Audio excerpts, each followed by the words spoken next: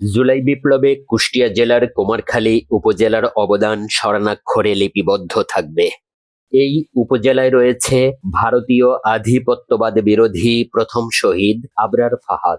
সেই সাথে রয়েছে শহীদ ইয়ামিনের বাড়ি, যাকে জীবন্ত অবস্থায় পুলিশের সাঁজোয়া যান থেকে টেনে হিঁচড়ে ফেলে দিয়ে হত্যা করা হয়। শহীদ আবরার ফাহাদ ও শহীদ ইয়ামিনের হৃদয় বিদারক হত্যাকাণ্ডের খবর বিশ্ববাসী বিস্তারিত জেনেছেন।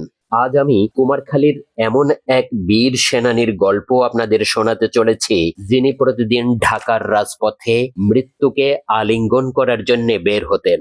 সামনের কাতারে থেকে আন্দোলনকারীদের নেতৃত্ব দিতেন। জাতীয় ও আন্তর্জাতিক মিডিয়ায় তার অনেক ছবি ও ভিডিও ইতোমধ্যে ভাইরাল হয়েছে, কিন্তু তিনি যে কুমারখালীর সন্তান এই খবরটি অনেকেই জানেন না। শাহবাগে জাতীয় শহীদ মিনারের পাশে ল্যাম্পপোস্টের মাথায় উঠে একজন তরুণ এক হাতে জাতীয় পতাকা এবং অন্য হাতে ফিলিস্তিনের পতাকা নিয়ে অসীম সাহসিকতার সাথে পতাকা দোলানোর এই ভিডিওটি একবার দেখে নিন।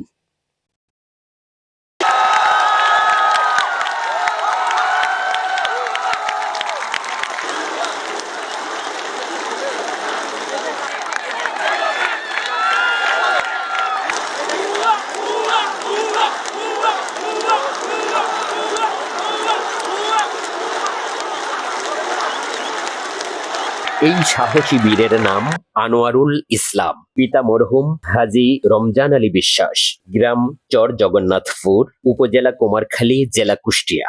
ঢাকা কলেজের অনার্স পড়ুয়া এই যুবক জুলাই বিপ্লবের শুরু থেকে শেষ পর্যন্ত প্রতিদিন মৃত্যুকে হাতের মুঠোয় নিয়ে রাজপথ কাঁপাতেন।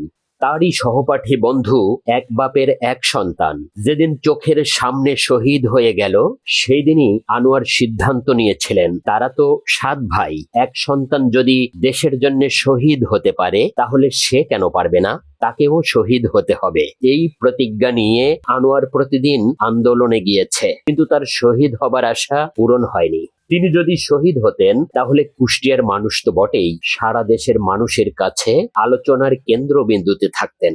কিন্তু তিনি কি জীবন্ত শহীদ নন? তার নিজ গ্রামে একটি ঈদ পুনর্মিলনী অনুষ্ঠানে গিয়ে ল্যাম্পপোস্টের উপরে দাঁড়ানো আমাদের সেই গর্বিত যুবকের সাথে আমার পরিচয় ঘটে। আমিও জানতাম না সেই দুর্দান্ত সাহসী ছেলেটি একান্তই আমাদের। তার মুখ থেকেই শুনুন তার সেই আন্দোলনের দিনগুলির গল্প।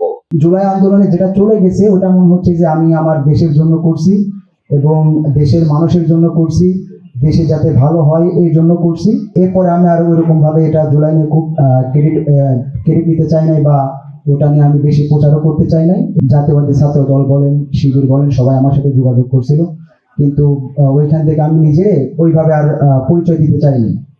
তো এর মধ্যে হচ্ছে ফয়সাল ভাই আমার সাথে অনেক সময় যোগাযোগ করছিল এবং আমি হচ্ছে এলাকাতে একটু কম আসি, দেখা যাচ্ছে 3 মাস বা 4 মাস পর পর বাসায় আসি, আর আসলে হয়তো 2 দিন বা 3 দিন এরকম আসা হয়। এই জন্য হচ্ছে যে এলাকার আমার সাথে ওরকম দেখা হয় না বা সাক্ষাৎ হয় না।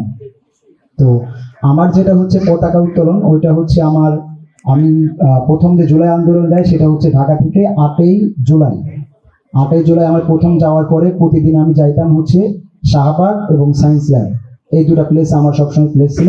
15 জুলাইতে আমার চোখের সামনে যখন হচ্ছে গুলি লাগে, তখন দেখা যাচ্ছে যে গুলি লাগার পরে মানে আমার শরীরের মধ্যে আরো মানে সাহস, মানে যে ছেলে অসুস্থ হয় সে হচ্ছে এক বাপের এক ছেলে, আমারই ফ্রেন্ড।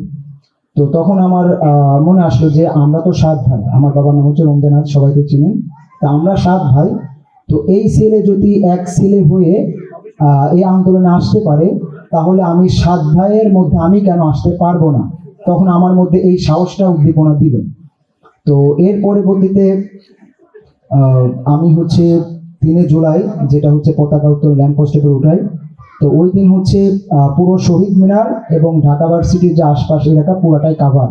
তো এর পরবর্তীতে আমার ওই টাইমে কি আল্লাহ প্রদত্ত আমার দেহের মধ্যে শক্তি সঞ্চালন হইল যে আমি যদি এখানে ল্যাম্পপোস্টে উঠি, আমি যদি এখান থেকে একটা স্লোগান দিতে পারি, তখন দেখা যাবে যে সবার মধ্যে আমি একটা সাহস সঞ্চালন করতে পারবো। বৃষ্টি হওয়ার সাথে সাথে আমি হচ্ছে কেমনে উঠলাম ওটা তখন আমি নিজেও জানি না। যদি আমার এখন উঠতে বলে আমি সত্যি আমি ওই ল্যাম্পপোস্টে আমি আর উঠতে পারবো না।